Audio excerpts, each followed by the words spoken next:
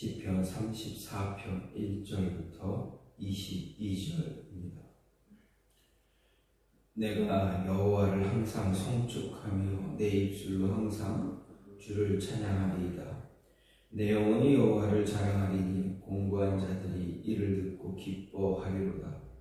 나와 함께 여호와를 광대하시다 하며 함께 그의 이름을 높이세. 내가 여호와께 간구하매 내게 응답하시고 내 모든 두려움에서 나를 건지셨도다. 그들이 주를 앙망하고 광채를 내었으니 그들의 얼굴은 부끄럽지 아니하리로다. 이 공고한 자가 부르짖으매 여호와께서 들으시고 그의 모든 환난에서 구원하셨도다. 여호와의 천사가 주를 경외하는 자를 눌러 진치고 그들을 건지시는도다. 너희는 여호와의 선하심을 맛보아할지어다. 그에게 피하는 자는 복이 있도다. 너희 성도들아 여호와를 경외하라. 그를 경외하는 자에게는 부족함이 없도다. 젊은 사자는 궁핍하여 줄일지라도 여호와를 찾는 자는 모든 좋은 것에 부족함이 없으리로다.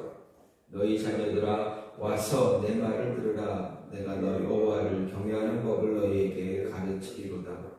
생명을 사모하고 연수를 사랑하여 복받기를 원하는 사람이 누구뇨?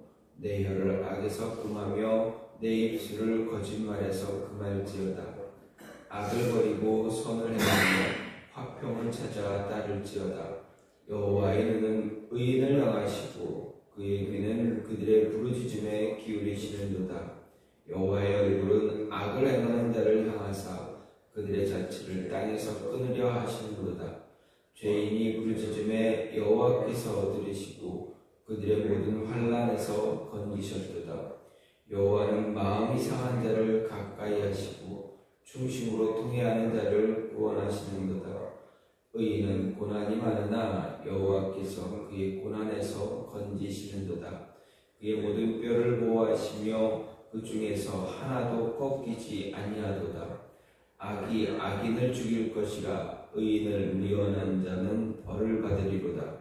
여호와께서 그의 종들의 영혼을 속량하시나니 그에게 피하는 자는 다 벌을 받지 아니하리로다. 오늘 말씀이 시편 34편 1절부터 22절 말씀입니다. 오늘 말씀은 시편 34편은 아마도 다윗이 사울의 추격을 피해서 도피하던 가운데 블레셋의 왕 가드 왕 아기스에게로 가서 이제 자신의 몸을 피하려고 했지만 도리어 자신이 골리앗을 죽인 장본인이라는 사실이 드러나게 되어서 더 위기에 처하는 그런 모습이 있었습니다. 그때 다윗이 그들을 블레셋 왕 아기스 앞에서 행한 행동이 무엇입니까? 바로 미친 사람처럼 보이는 것입니다. 그래서 그 위기를 극적으로 벗어나는 그런 사건을 배경으로 하고 있습니다. 그래서 표제에 블레셋 왕으로 아비멜렉이 언급되고 있는데 이 아비멜렉이라는 것은 왕의 이름이 아니라 애굽이 왕을 이야기할 때 바로라고 칭하는 것처럼 블레셋 왕을 가르쳐서 공식적인 칭호가 바로 아비멜렉입니다. 그래서 이 아비멜렉이 바로 아기스를 가리키는 것으로 가리킨다고 할 수가 있습니다. 즉 오늘 34편 말씀은 급박한 위기 상황에서 자신의 기도에 응답해서 응답하고 구원하여 주신 하나님의 은혜를 감사하기 위해서 지은 찬양시이기는 하지만 특정 사건 또는 평생에 걸친 하나님의 구원 사역에 대한 찬양을 하고 있는 것과 함께 그쯤에 간구했던 간구 등으로 인해서 다른 찬양시들과 조금 다른 특징을 보여주고 있는 것을 볼 수가 있습니다. 즉 다윗은 오늘 시를 통해서 급박한 위기 상황에서 기도 응답으로 구원받은 자의 감격을 시 안에서 오늘 말씀 전편에서 이제 이야기하고 있음을 볼 수가 있습니다. 즉 하나님을 향해서 감사 찬양을 드리고 있지만 전반적인 배경이 된 사건을 통해서 갖게 되는 그런 성숙한 신앙의 모습, 그리고 하나님은 한번 택하신 자를 결코 놓지 않으시고 끝까지 붙잡아 주시고 구원해 주신다라는 사실을 이스라엘 백성들을 향해서 전하고 있는, 이야기해 주고 있는 그런 모습의 시다라고 할 수가 있습니다.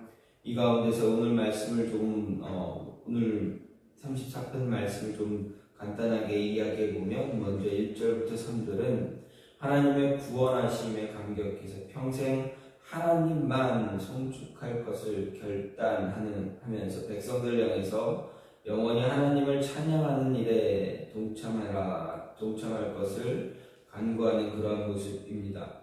그리고 4절부터 7절 말씀은 34편의 배경이자 찬양과 권면의 근거가 되는 자신의 기도 응답을 이야기합니다. 그 말씀, 기도에 대한 응답을 간증하고 있음을 볼 수가 있습니다. 그리고 8절부터 22절 마지막 절까지는 시인 자신의 개인적인 구원 체험을 이제 승화시켜서 이스라엘 온 백성을 향해서 하나님을 경외하는 그러한 선한 삶을 살 것과 하나님은 경외하는 의인을 분명히 지키시는 분이다, 그 은혜를 확신하라라는 것을 권면하고 있는 그러한 내용입니다.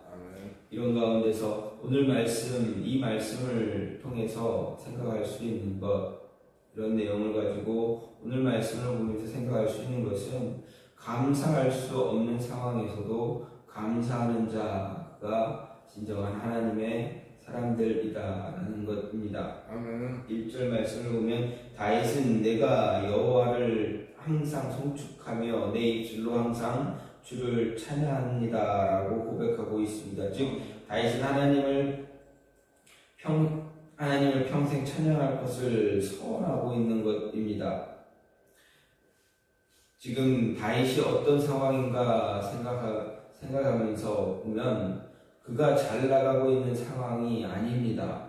그의 상황이 평탄한 그러한 상황이 아닙니다.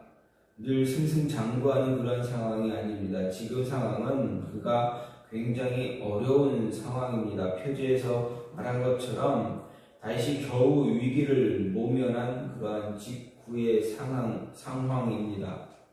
다윗은 사울에게 쫓겨 더 이상 이스라엘 땅에서 머물 수 없게 되었음을 알게 되고, 또 그래서 이스라엘을 떠나 블레셋 땅으로 갔습니다. 가드왕 아기스에게로 갔습니다. 이는 아기스에게 보호를 요청하기 위한 것으로 일종의 정치적인 망명이다라고 생각할 수가 있습니다. 그런데 다윗은 아기스 앞에서 아기스의 신하들에게 블레셋 장수 골리앗을 죽인 장본인이라는 사실이 밝혀지게 되었습니다. 그야말로 늑대를 피하려다가 오히려 도리어 호랑이 굴에 들어간 격이 될 수가 있습니다. 그런데 그때 다윗에게 갑작스럽게 한 가지 떠오른 것이 있습니다. 바로 아기스 앞에서 미친 사람의 흉내를 내는 것입니다. 행동을 변해서 미친 척하며 문짝을 긁적거리기도 하고 침을 흘리는 그런 모습을 했습니다. 그 모습을 본 아기스는 어떻습니까? 다윗을 경계하기는커녕 다윗을 그냥 쫓아내라 했습니다. 이렇게 다윗은 간신히 또다시 목숨을 구할 수가 있었습니다.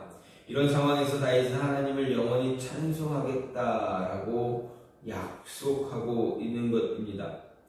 어떻게 보면 다윗이 처한 상황, 하나님을 향해서 도무지 감사하고 찬양할 수 없는 그러한 상황입니다. 감사할 수 있는 상황이 결코 되지 않습니다. 오히려 자신을 왕으로 세우시고 기름을 부으신 그 일에 대해서 불만 쏟아내올 수가 있습니다. 하나님, 왜 나를 왕으로 세우시고 나에게 기름 부으셨음에도 불구하고 내가 왜 사울 왕에게 의해서 쫓김을 당하고 내가 이렇게 미친 사람의 흉내까지 내야 하느냐라고 하나님께 따지듯이 달려들어도 정말 어떤 다윗에게 무엇라 할 말은 없는 그러한 상황이 될 그런 상황입니다. 불평불만을 쏟아낼 수도 있는 상황이었음에도 불구하고 다윗은 어떻게 합니까? 하나님께 감사합니다. 찬양합니다. 그리고 영원토록 하나님을 찬양하겠다라고 하고 있습니다. 다윗의 이런 모습 결코 금방 또 바뀌지도 않습니다. 도망치고 도망다녔던 그 시간을 생각해 보면 1년, 2년 짧은 시간이 아닙니다. 굉장히 오랜 시간 동안, 정말 오랜 시간 동안 이제 사울 왕을 피해서 도망다니기도 하고 또 이렇게 또 블레셋 왕 아기스 앞에서 미친 사람의 흉내까지 내야 한다라고 한다면 정말 그의 마음은 무너질 수밖에 없을 것입니다. 내가 이렇게 살아야 되나라는 그러한 회의감까지 들었을지도 모릅니다. 그런데 어떻습니까? 다윗은 하나님께 도리어 감사합니다. 하나님, 내가 이런 상황 속에서도 하나님의 은혜를 하나님이 인도해 주셔서 내가 또다시 살 수 있게 됐습니다. 내 목숨이 또다시 구원을 얻었습니다. 라고 감사하며 찬양하는 그런 모습을 가질 수 있다라는 것, 정말 우리는 다윗의 이러한 모습을 보면서 우리의 삶에서도 끊임없이 감사할 수밖에 없어야 한다라는 것을 생각하게 해 줍니다. 감사할 수 없는 상황에서 감사할 수 있는 것, 그 조건을 찾을 수 있는 것, 그것은 하나님의 축복이고 하나님의 은혜다라는 것입니다. 다윗은 자기가 아기스에게서 구원받은 것이 자기의 어떤 기지, 자기의 어떤 지혜 때문이 아니다라는 것 분명히 깨달을 수가 있었습니다. 아무리 미친 채 하더라도 아기스가 믿지 않으면 아무 소용이 없습니다. 아무리 미친 흉내를 내도 아기스가 그저 골리앗의 원수를 갚아야 되니 저를 죽이라 하면 죽음을 당할 수밖에 없습니다. 그럼에도 아기스가 다윗의 이 미친 사람의 흉내를 냈을 때 그를 내쫓으라라고 한 것은 그것은 바로 하나님의 은혜였다, 하나님의 구원하심이다라는 것을 다윗이 알게 되고 하나님께 감사하고 있는 것입니다. 우리의 삶에는 이런 모습들이 분명히 있습니다. 감사할 수 없는 상황에도 감사할 조건을 찾을 수가 있습니다.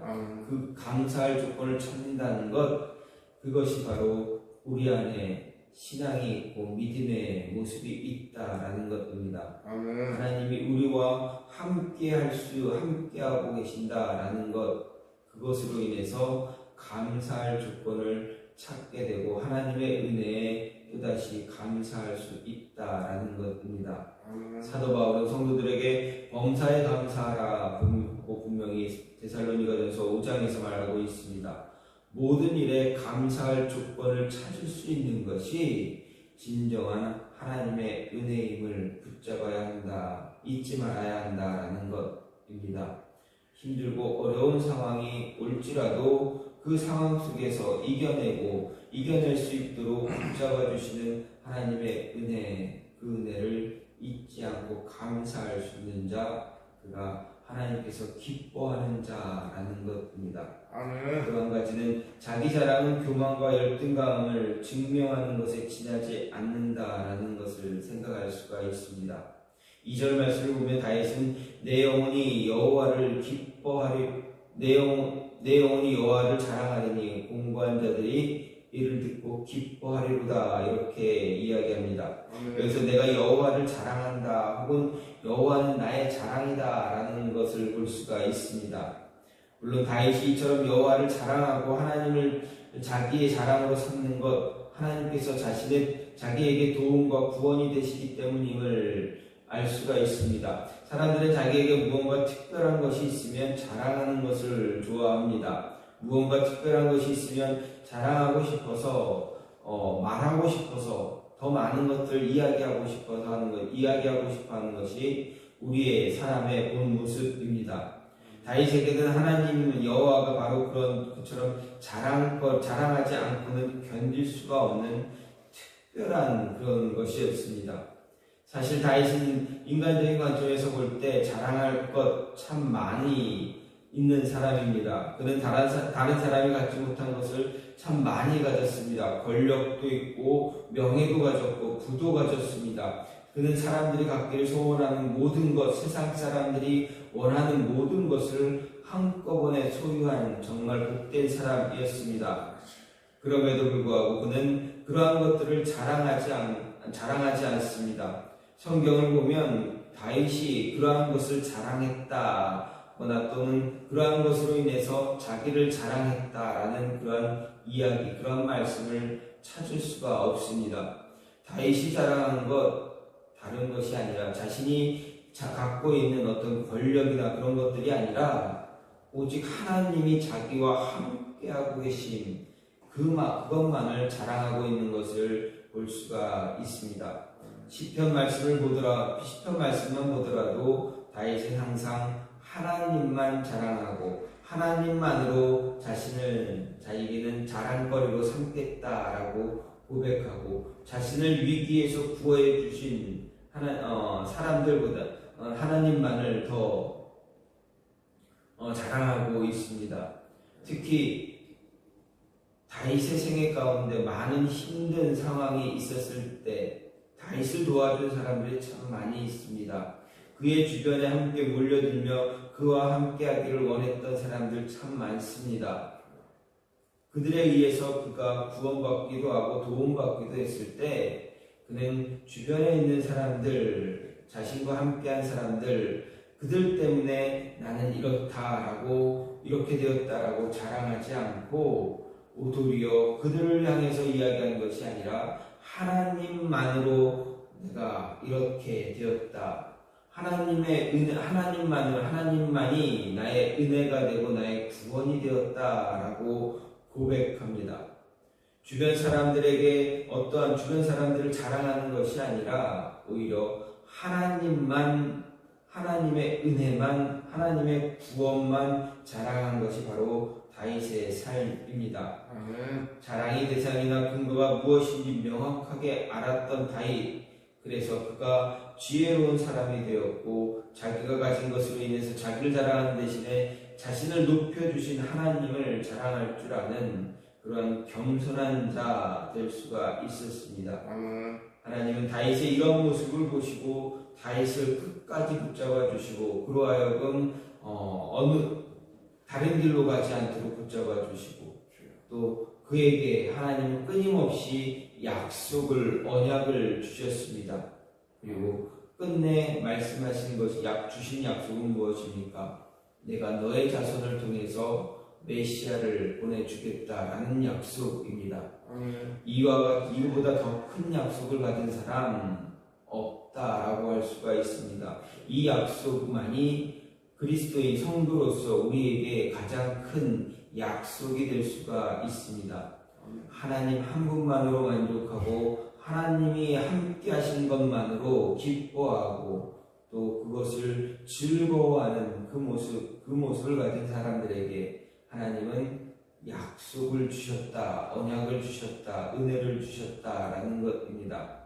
따라서 자신의 어떤 모습, 자신이 출세하거나 자신의 길이 더 잘 되었다라는 것, 성공했다, 또 명예를 얻었다, 이것을 자랑하기보다는 그러한 길을 갈 수 있도록 인도해 주신 하나님, 아니 그 길을 가지 못했을지라도 힘든 길을 걷고 있더라도 지금 이 순간을 버티며 살아갈 수 있게 해주시는 하나님의 은혜에 감사하며 하나님을 자랑하고 하나님을 전할 수 있는 그 모습을 가질 때 하나님은 더 기뻐하신다라는 것입니다. 그에게 약속 주기를 더 기뻐하신다라는 것 잊지 마시고 더 하나님을 붙잡고 하나님만 자랑할 수 있는 그런 모습을 우리가 가져야 하겠다라는 것입니다.